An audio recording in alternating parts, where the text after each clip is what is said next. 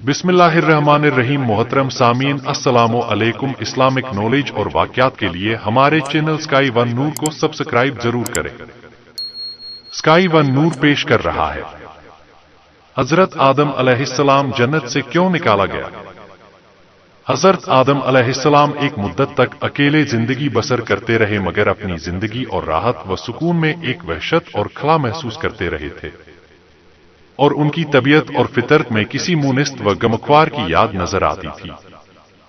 चुनांचे अल्लाह ताला ने हजरत हव्वा को पैदा किया और हजरत आदम अपना हमदम और साथी पाकर बहुत खुश हुए और दिल में इत्मीनान महसूस किया।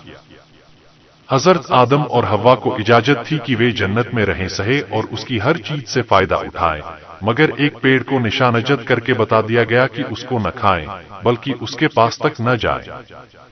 अब इब्लीस को एक मौका हाथ आया और उसने हजरत आदम व हव्वा के दिल में यह वसवसा डाला कि यह पेड़ जन्नत का पेड़ है, इसका फल खाना जन्नत में हमेशा आराम व सुकून और अल्लाह का कुर्ब पाने की जमानत देता है। और कसमें खाकर उनको बताया कि मैं तुम्हारा खैरख्वाह हूं, दुश्मन नहीं हूं। यह सुनकर हजरत आदम के इंसानी और बशरी ख्वास में सबसे पहले निस्या भूल चूक ने जुहूर किया और यह भुला बैठे कि अल्लाह का यह हुक्म जरूरी था, न कि रब की ओर से कोई मशवरा। आखिरकार जन्नत के हमेशा कियाम और अल्लाह के कुर्ब के अज़्म में लग्जिश पैदा कर दी और उन्होंने उस पेड़ का फल खा लिया। उसका खाना था कि बशरी लवाजिम, इंसानी जरूरतें उभरने लगी।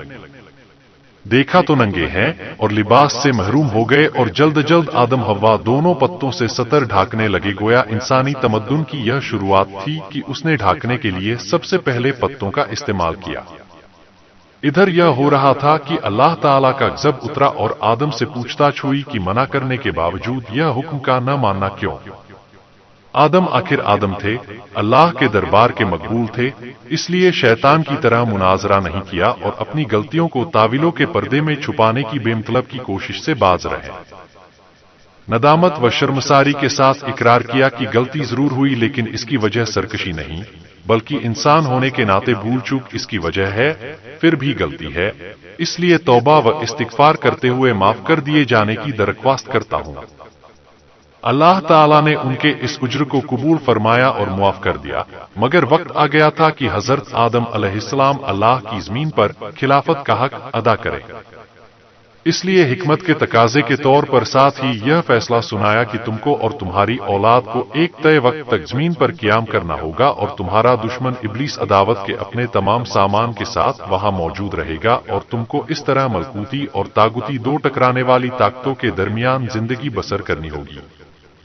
इसके बावजूद अगर तुम और तुम्हारी औलाद मुखलिस और सच्चे बंदे और सच्चे नायब साबित हुए तो तुम्हारा असल वतन जन्नत हमेशा की तरह तुम्हारी मिल्कियत में दे दिया जाएगा।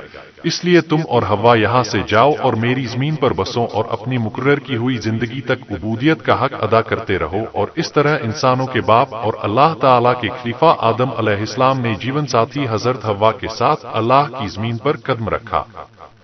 इसके बाद क्या हुआ अगला वीडियो में हम आपको बताएंगे। उम्मीद करते हैं यह वाकया बहुत पसंद आया होगा, और इसी तरह के इस्लामिक मालूमात को हासिल करने के लिए हमारे चैनल को सब्सक्राइब करें और दूसरों तक शेयर जरूर करें।